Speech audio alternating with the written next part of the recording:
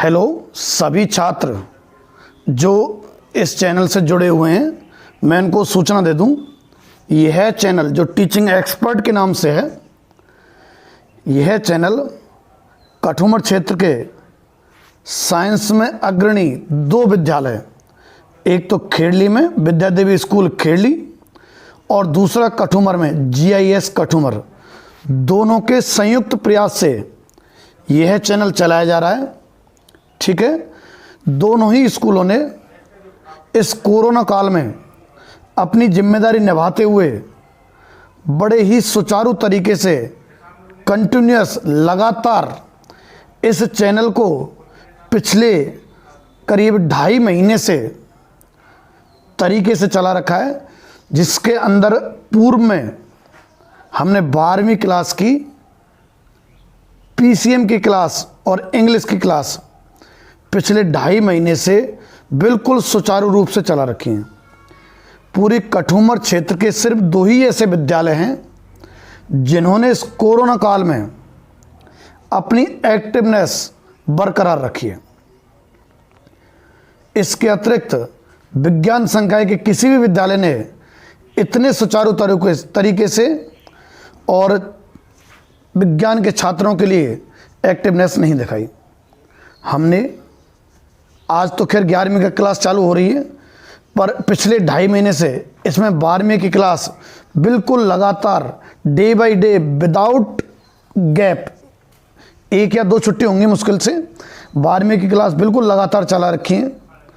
तो जिन बच्चों ने इन विद्यालयों में प्रवेश लिया था और 11वीं में इन विद्यालयों में पढ़े थे या 12वीं में से जुड़ना चाहें, उनके लिए कोरोना काल में बहुत ही फायदेमंद साबित हुआ है। जो इस चैनल से जुड़े हैं या हमारे विद्यालय से जुड़े हुए हैं या प्रवेश लेना चाहते हैं या पहले से ही प्रवेश लिए हुए हैं, क्योंकि करीब ये मान लो 12वीं का लगभग आधा कोर्स हमने हमारे विद्यालय के बच्चों को करा दिया है।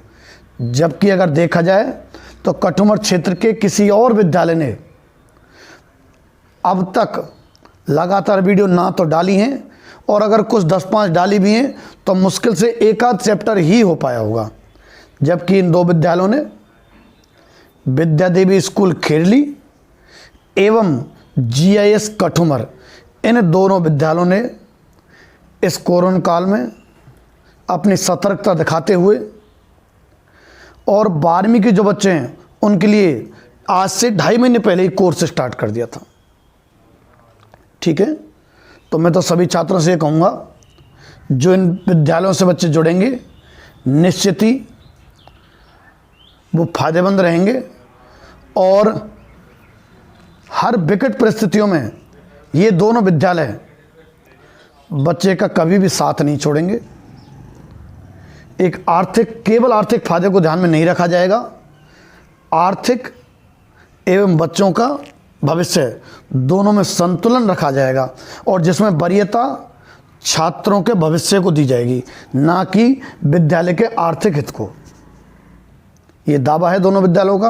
अगर आप इन विद्यालयों से जुड़ेंगे तो आप निश्चित ही फायदेमंद रहेंगे। तो आज हम अब हमारी बात यहीं ख़त्म करते हैं, और आज से जैसा कि आपको मालूम है 11वीं क्लास साइंस की स्टार्ट कर दी गई है, और इस क्लास से पहले फिजिक्स और केमिस्ट्री की दोनों क्लासें वीडियो जो हैं वो टीचिंग एक्सपर्ट चैनल पर डाल दिए गए हैं।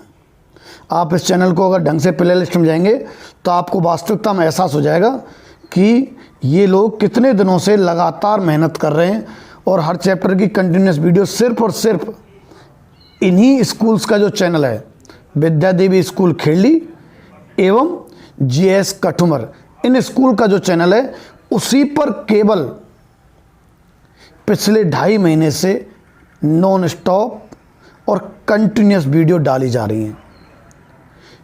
इन विद्यालय के छात्र लगातार पढ़ाई जारी है, उनका कोई स्टॉपेज नहीं हुआ है, उनका किसी प्रकार का कोई समय खराब नहीं हुआ है। उल्टा स्कूल में जितना कोर्स होता है उससे ज़्यादा कोर्स हमने बच्चों का करा दिया है। जैसे ही वो स्कूल में आएंगे वो लगातार पढ़ाई के माहौल से ही आएंगे और पढ़ाई के माहौल में जुड़ जाएंगे। ऐसा नहीं है कि अभी तक हमारे बच्चे यूं ही किसी मौज मस्ती में घूम रहे हों, ऐसा नहीं है। अभी भी पढ़ाई उनकी घर पर जारी है और यहाँ जैसे विद्यालय में आएंगे वो तुरंत जुड़ जाएंगे। ठीक है, तो हम 11वीं की क्लास स्टार्ट करते हैं। मैं मनोज चौधरी विद्या देवी स्कूल खेड़ी का डायरेक्टर भी हूँ और साथ साथ मैथ भी पढ़ाता हूँ। ठीक है, तो आज जो टॉपिक है बड़ा ही इंटरेस्टिंग है, थोड़ा ध्यान से आपको सुनना पड़ेगा। बगैर ध्यान से देखे आपको बिल्कुल सरल से सरल चीज़ भी नहीं समझ में आएगी। आपको बड़े ध्यान से सुनना होगा और पूरा ध्यान केंद्रित करना होगा, तभी जाके आपको साइंस की पढ़ाई समझ में आएगी। 9-10 से बिल्कुल डिफरेंट है। कुछ दिन कई बार साइंस अजीब लगती है, पर जो बच्चे हिम्मत के साथ ध्यान रखते हुए 1 महीने डटे रह जाते हैं ना, उनको बाद में साइंस बहुत अच्छी लगती है। और ये जग जाहिर है कि साइंस में तो भविष्य उज्जवल है ही। ठीक है, तो आज का जो टॉपिक है हमारा कॉम्प्लेक्स नंबर।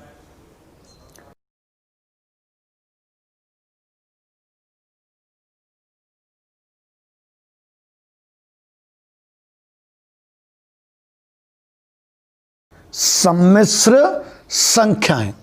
ठीक, इंग्लिश में तो हम बोलते हैं उसको कॉम्प्लेक्स नंबर और हिंदी में बोलते हैं हम सम्मिश्र संख्याएं। ये आज का हमारा टॉपिक है। अच्छा, नंबर सिस्टम आपने 9th या 10th जिसमें भी होगा, मुझे ध्यान नहीं है कौन सी क्लास में, शायद 10th में है, 2nd चैप्टर है 3rd। तो नंबर सिस्टम यानी कि नंबर आप पढ़ चुके हैं। कौन कौन से मैं याद दिलाता हूं। प्राकृत संख्या 1 2 3 4 होती है ना, पूर्ण संख्या, पूर्णांक, परमेय, इनको तो आप पढ़ चुके हैं। इन्हीं को अगर संख्या को आगे बढ़ाया जाए तो आगे चल के आएगा एक कॉम्प्लेक्स नंबर, सम्मिश्र संख्याएं। बड़ा ही इंटरेस्टिंग टॉपिक है, ध्यान से समझना है ना। तो आपने अब तक पढ़ लिए हैं प्राकृत संख्या ये वगैरह। देखो इसकी आवश्यकता कैसे हुई, स्टार्ट यहां से करते हैं। मान लो यदि आप n को ही जानते, n मतलब प्राकृत संख्या, कौन कौन सी, 1 2 3 4 5 ऐसे, बाई चांस आपको केवल इनका ही ज्ञान होता प्राकृत संख्या का, तो आप इस समीकरण को हल नहीं कर पाते। कौन से को, 2x + 2 = 0 के साहब क्यों नहीं हल कर पाते। देखो चलो हल करने का प्रयास करते हैं। ये 2 उधर जाएगा, या समान चिन्ह के होते हैं तो कट जाते हैं। कटने का मतलब समझो, ये कोई वैसे नहीं कटता थे कि वह चाकू से कट जाएंगे। ये 2 इधर जाएगा ना तो माइनस का हो जाएगा ना। देखो ये 2x तो इधर ही रख रहा हूं मैं उल्टे हाथ पे हैं, और ये 2 उधर ले जा रहा हूं, तो ये वाला तो पहला 2 है, ये तो ये वाला है, और ये वाला 2 में उधर ले जाऊंगा तो माइनस का हो जाएगा। ये उधर ले गया तो माइनस का, 2 - 2 0 हो गया। तो इधर तो 2x है उल्टे हाथ पे, और ये 2 - 2 कितना, 0। अच्छा आप एक बात सीखो, बहुत अच्छी बात, कि साहब 2 उधर ले जाओ और x = 0 आ गया। ऐसे ही कथन में आता है ज़्यादातर कि साहब 2 उधर ले जाओ, 2 का भाग जाएगा 0 में, तो 0/2 तो 0 हो जाएगा और x = 0 आ जाएगा। ठहरो, x भी तो जा सकता है फिर ऐसे, समझ रहे हैं। जैसा कि आप लोग कहते आए कि साहब 2x = 0 है, 2 इधर जाएगा, 0 में जाएगा 2, तो x बराबर 0/2 और x बराबर 0। ऐसे तो भाई रुको, 2x बराबर 0 है, x को ले जाऊं उधर, 2 बराबर 0/x, तो 2 बराबर ये तो 0 आ गया। इंटरेस्टिंग बात है, ध्यान से समझना। इससे हल करते करते हम 2x बराबर 0 पहुंच गए। अब हमारा कथन अक्सर ये आता है कि 2 को उधर ले जाओ, 2 को इधर ले जाते हैं तो x बराबर 0 आ गया, बहुत बढ़िया आंसर रहा। पर बाई चांस अगर x को उधर ले जाते तो 2 बराबर 0 आ जाता ना, ये तो गलत हो गया ना, ठीक है कि नहीं, गलत हो गया ना, 2 0 के बराबर थोड़ी होता है। तो फिर क्या सिस्टम रहता है, देखो क्या रहता है,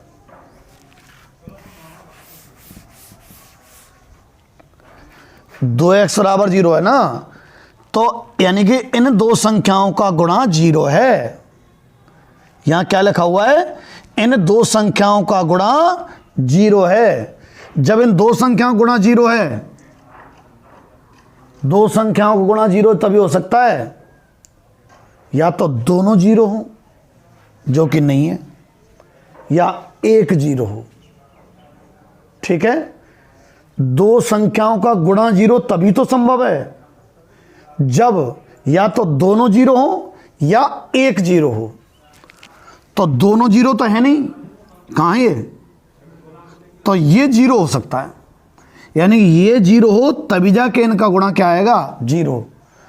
तो ये एक तरह से पक्षांतर वाली बात को ना महत्व देते हुए यूं कहेंगे कि इनका गुणा 0 तभी संभव है जब ये वाली वैल्यू क्या हो, 0। ठीक है, कि सब पक्षांतर से भी हो जाता है, बिल्कुल हो जाता है पक्षांतर से भी। पर 2 बराबर 0/x है ना, आप आगे के चैप्टर में पढ़ेंगे कि अगर x 0 हो जाता है ना तो 0/0 1 नहीं होता है, 0/0 1 नहीं होता है। ये निर्धारित स्थितियां हैं, काफी लंबी रामायण है, इस पर बाद में चलेंगे। ठीक, तो वापस आते हैं, क्या चर्चा चल रही थी, चर्चा चल रही थी कि यदि आप केवल प्राकृत संख्याओं को जानते, 1 2 3 4 5 केवल इनको ही जानते बाई चांस, तो सुनो 2x + 2 बराबर 0 करके यहां से हल हो गया x बराबर 0।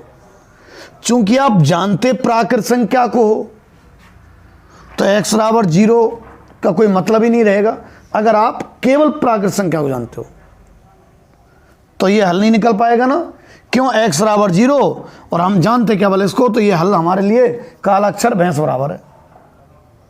इसका मतलब हमें हमारा ज्ञान और बढ़ाना पड़ेगा, प्राकृत संख्या से बात नहीं बनेगी। हमने हमारा ज्ञान बढ़ाया, चलो भाई 0 भी आ सकता है कभी कभार, तो इसमें 0 और जोड़ दो, लो जोड़ दिया, 0 1 2 3 4 5 ऐसे, ठीक है। और 0 और अगर जोड़ देते हैं, इनको अपन बोलते हैं, ध्यान हो तो, पूर्ण संख्या। सब 9वीं 10वीं में है। प्राकृत संख्या तो शायद 6ठी 5वीं से भी होती होंगी। अब आओ आप, अगर मैंने इसमें 0 और जोड़ दिया तो हो गई है पूर्ण संख्या। W से व्यक्त करते हैं भाई प्राकृत संख्याओं को, तो n से, अंग्रेजी में नेचुरल नंबर कहें इनसे। ठीक, इसलिए n से व्यक्त कर देते हैं। पूर्ण संख्याओं को अंग्रेजी में होल नंबर बोलते हैं। होल नंबर, छेद वाला होल ना है ना, होल नंबर, इसलिए इनको अक्सर W से व्यक्त कर देते हैं।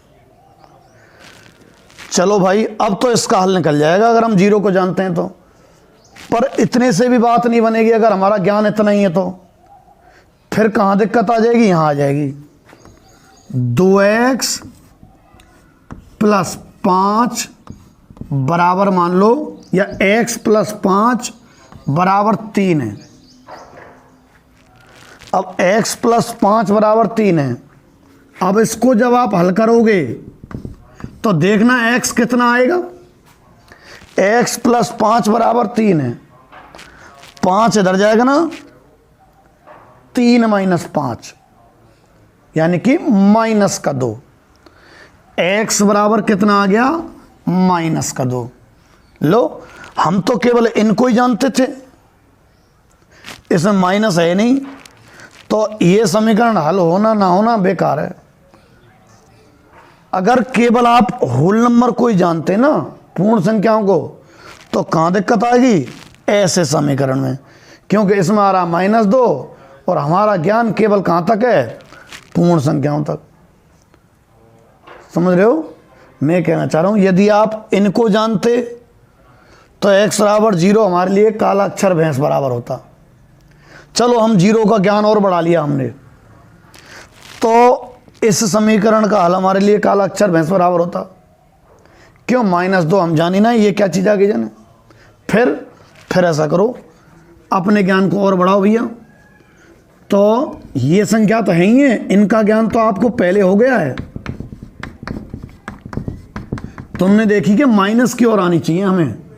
चलो माइनस की ओर सीख लो, ऐसे इनको यूं डॉट डॉट मतलब ऐसे ऐसे ऐसे, इनको बोलते हैं पूर्णांक, अंग्रेजी में कहें इंटीजर नंबर। ठीक है, पूर्णांक इंग्लिश में कहते हैं इंटीजर नंबर। इसको व्यक्त करते हैं आप आई से। ठीक है, अच्छा अब देखो आप, अगर इसका ही ज्ञान होता आपको तो फिर भी दिक्कत आ जाती। कैसे समीकरण में, ऐसे में 2x बराबर 3 है, ये एक समीकरण है आपके सामने, क्या, 2x बराबर 3। अब इसे हल करियो, देखो यहां से x निकालो तो गुणा है ना, ये बटे में जाएगा, गुणा वाला तो जाता है भाग में, और इधर प्लस में लगा रहता है वो जाता है माइनस में, उल्टे हाथ में जो माइनस में लगा रहता है वो जाता है उधर प्लस में। यही सिस्टम होता है। तो 2x के गुणा में है तो x बराबर 2 इधर चला जाएगा बटे में, 3/2। ये लो, शुरुआत चली थी। यदि आप केवल इनको जानते तो ऐसे समीकरण हल करने में दिक्कत यूँ आती कि 0 आ गया, और हमारे पास 0 का ज्ञान ही नहीं था। हमने हमारा ज्ञान बढ़ाया, 0 और जोड़ दी, ये बढ़ा लिया। अब ऐसा बढ़ाने के बाद भी दिक्कत आ गई। कैसे समीकरण में, ऐसे में। इसको हल करने पाया x बराबर -2। चलो हमने हमारा ज्ञान और बढ़ाया और माइनस वाली संख्याएं जोड़ ली। देखो ये जोड़ ली, फिर भी दिक्कत आ गई। देखो ये रही, यानी कि हमें भैया पूर्णांक नहीं बटे में भी जोड़नी पड़ेंगी। चलो बटे वाली संख्याएं भी ले लो। हम बटे वाले, हमारा ज्ञान हमने बढ़ा लिया, हमने p/q वाली भी ले ली। ठीक है, p/q वाली जब ली, इनको आपस में बटे में भी सेट करने लगे। चलो और बटे में जान गए, ये सब बटे में आ गए, बटे में आ गए। तो देखो क्या हो जाएगा, इनको बोलते हैं अपन किससे, q से, जो p/q में। अभी आप चलो q नहीं लेते हैं, हम बटे की भी सीख जाते ना तो भी दिक्कत थी। क्या दिक्कत थी, बाई चांस किसी का आ जाता, मान लो √2x बराबर 3, तो यहां से देखो x बराबर 3/√2।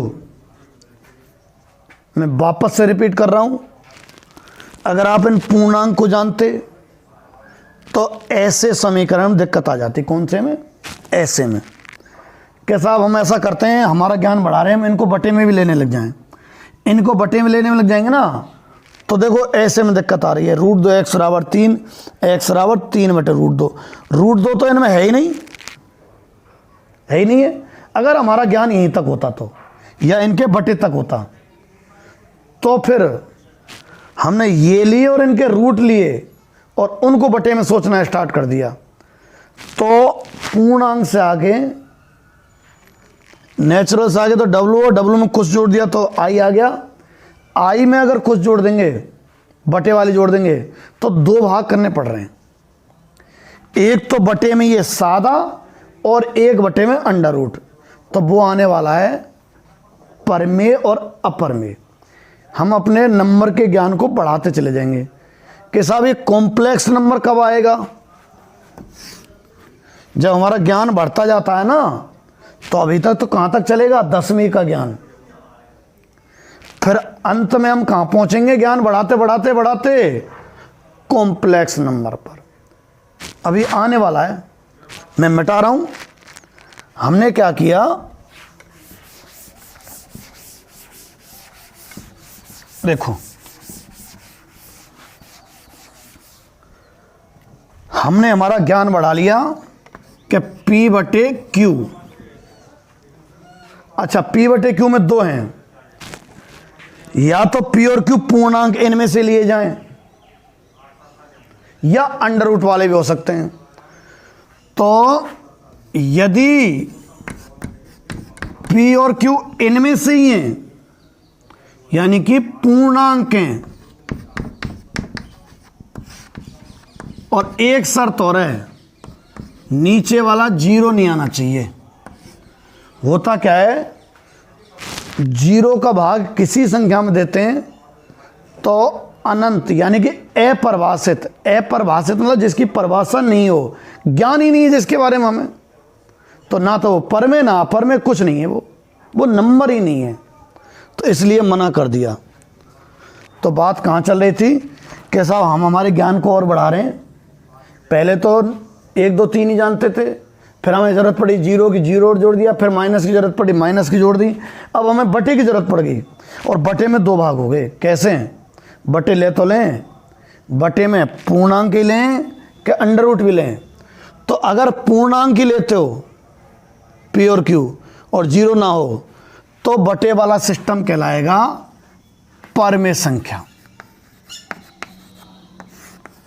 इस पे बहुत गहरी चर्चा हो जाएगी थोड़ी सी। परमेय संख्या, अगर P बटे Q है ना, वो परमेय संख्या होगी। कब? यदि P और Q दोनों पूर्णांक होने चाहिए और Q not equal to zero, और यदि P और Q पूर्णांक नहीं है, ठीक है, या यूं कहें, और शर्त बढ़ेगी, पूर्ण वर्ग नहीं है। मैं इसको थोड़ा और चल जाता हूं, ला। तो वो स्थिति में क्या हो जाएगा, ये अपरमेय संख्या। तो मैं कॉम्प्लेक्स नंबर पर पहुंचने से पहले थोड़ी सी चर्चा कर लेता हूं, किस पे? परमेय संख्या पे। देखो, मेरा मतलब है हम अपने ज्ञान को बढ़ाते जा रहे हैं। कहां से स्टार्ट किया था हमने? हमारा प्राकृत संख्या से, है ना। एक सेकेंड, फिर प्राकृत संख्या में हमने जीरो और वृद्धि कर दी, तो वो हो गया क्या? पूर्ण संख्या। उसमें माइनस की वृद्धि और कर दी, क्या हो गया वो? पूर्णांक। पूर्णांकों को बटे में भी लेने लग गए, क्या हो गया? परमेय संख्या। परमेय संख्या में थोड़ी सी रोचक बात बता देता हूं मैं। परमेय संख्या किसको कहेंगे? जिनको P बटे Q रूप में व्यक्त किया जा सके। जिनको P बटे Q रूप में व्यक्त किया जा सके, साथ में P और Q क्या हो? पूर्णांक। P और Q पूर्णांक, और Q not equal to zero. जैसे कई बार क्या है, बहुत से बच्चे यूं कह देते हैं कि जो P बटे Q रूप में ना, उसको सब पूर्णांक कह देते हैं। तो ऐसे तो √3 है ना, ले √3 बटे 1, खूब बढ़िया। P बटे Q में क्या दिक्कत है? पूर्णांक नहीं है ये। कौन? √3। इसलिए ये अपरमेय है। समझ गए? कारण समझ गए? अपरमेय क्यों है? क्योंकि ये पूर्णांक नहीं है। कैसा? 1.3 है, ये बताओ। मैंने बटे में रख दिया 1। आपके दिमाग में आएगा P/Q रूप में है तो सही, पर साहब देखिए ऊपर वाला पूर्णांक तो है नहीं, तो ये तो अपर में होने चाहिए। सुनो, P/T रूप में लिखा जा सके, लिख तो सकते हैं इसको 1.3/1 और चाहे पॉइंट हटा के 0 जोड़ दें 13/10। एक ही बात है ना दोनों?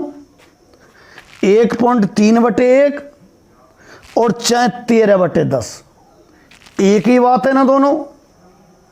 तो ये वाली जब एक ही बात है तो जो इसके लिए वो इसके लिए। ये क्या है? परमेय। क्यों? P/Q रूप में है और पूर्णांक है, दोनों है ना, दोनों पूर्णांक है ना, नीचे वाला 0 नहीं है, तो ये क्या है? परमेय। आपके दिमाग में क्वेश्चन आएगा कि साहब बैक चलो ऐसा करो,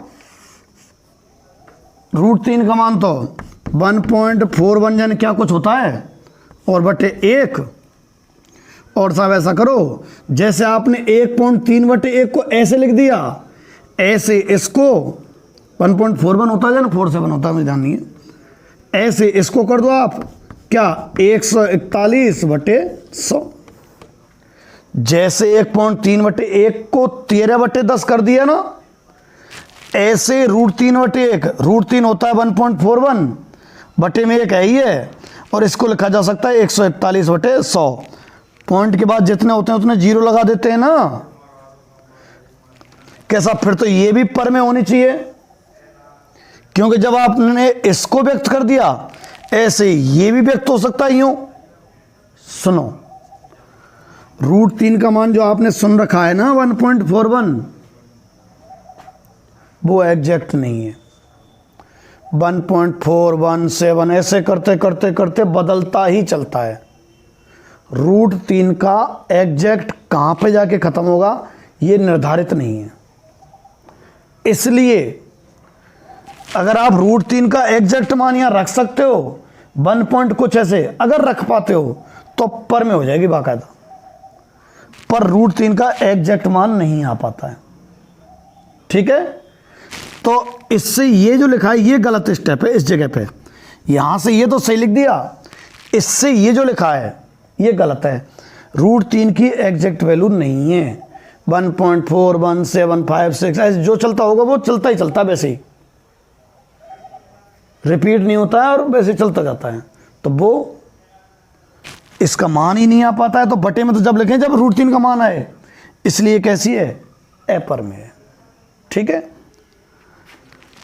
पॉइंट की संख्या होती है ना कोई अगर, वो कैसी होती है? पर में। 1.3/1 इसको 13/10 क्या कर दिया? पर में। ठीक? अच्छा, ऐसे ही 2.3/4.7 यूं देखा जाए तो P/Q तो है, पर ना P पर में, सॉरी, ना P पूर्णांक ना Q पूर्णांक, पर पॉइंट से पॉइंट एक बराबर संख्याओं पीछे तो कट जाता है ना। ये कितने के बराबर है? 23/47। इसको तो लिख दिया P/Q रूप में, लिख गया तो फिर पर में है। मतलब P/Q रूप में लिख जाए ना तो पर में ही होता है। अच्छा, एक पाई आपने सुना है, पाई। ठीक है? पर में है अपर में? पहले तो दिमाग में विचार करो, करो विचार। चलो बता देता हूं, अपर में है।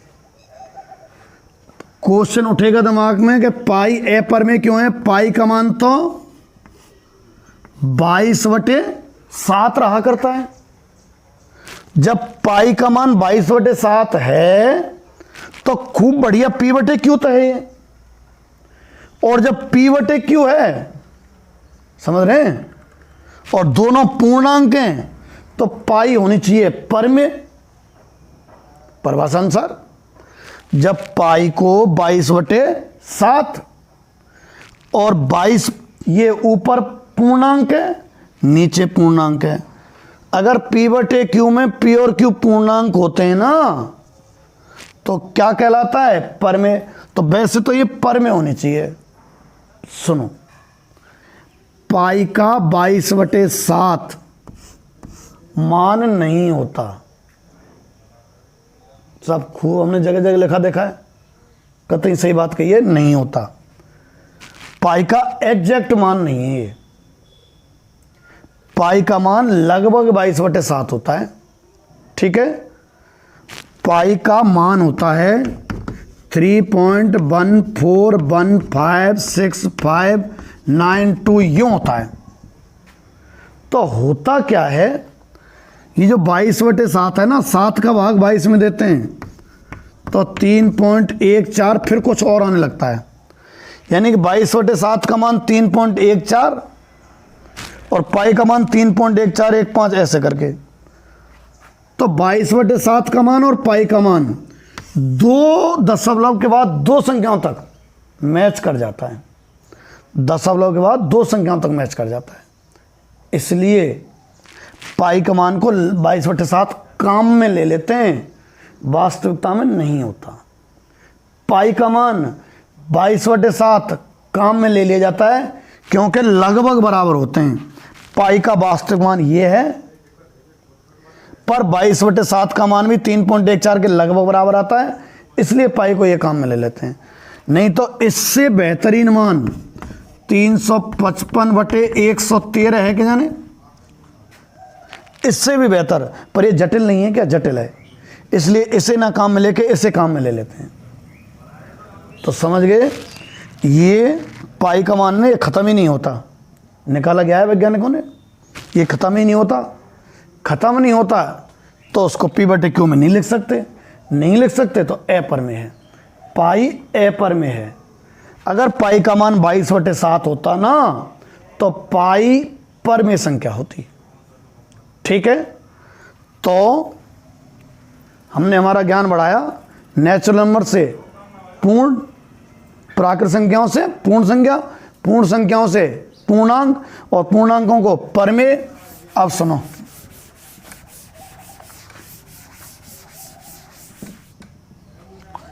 तो परमेय के संग संग हम अपरमेय भी सीख गए। तो वास्तविक जो संख्याएं होती हैं, परमेय और प्लस अपरमेय, परमेय प्लस अपरमेय, इसमें सब सॉल्यूशन आ जाते हैं। जो अब तक कुछ भी दिमाग में समीकरण बना लो, एक जगह फिर भी दिक्कत आ जाएगी। कहाँ आ जाएगी? देखो, x² + 4 = 0। हमारे ज्ञान को बढ़ाते जा रहे हैं, संख्याओं को। हम पहले केवल प्राकृत जाने, प्राकृत में 0 जोड़ दिया, चलो पूर्ण भी जान गए।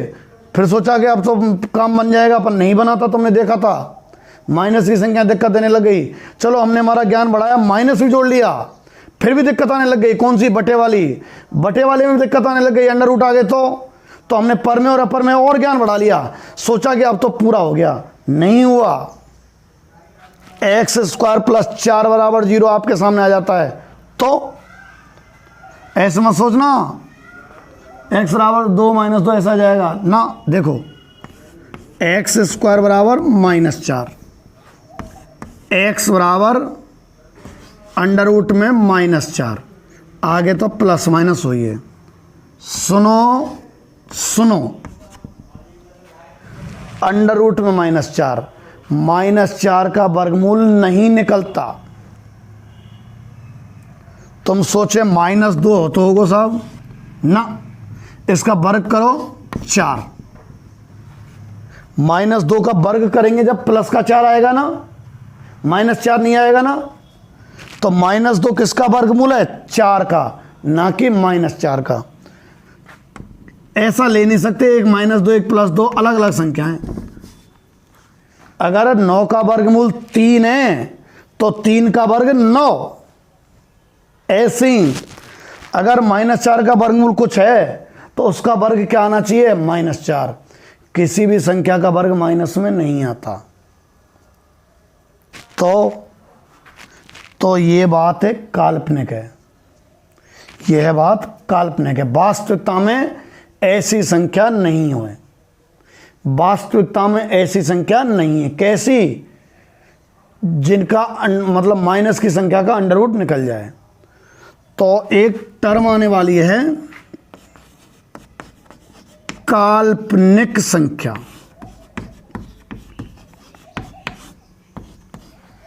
किसको बोलते हैं? जो अंडर रूट में माइनस में हो। अंडर रूट के अंदर जो संख्या माइनस की है ना, उनका वर्गमूल संभव नहीं है।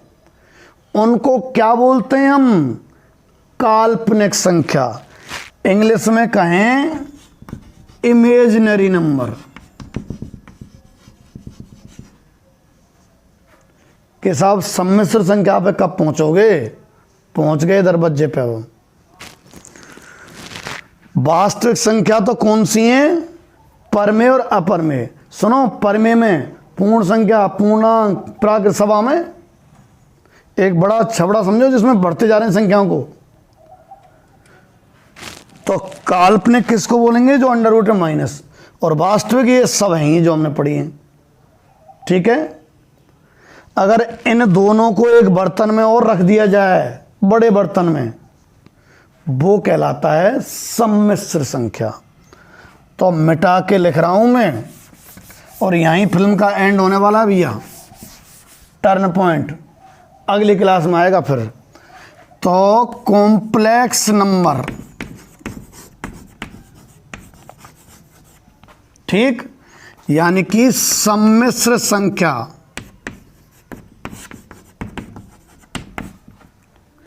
एक ऐसा बर्तन जिसमें वास्तविक संख्याएं भी पड़ी हों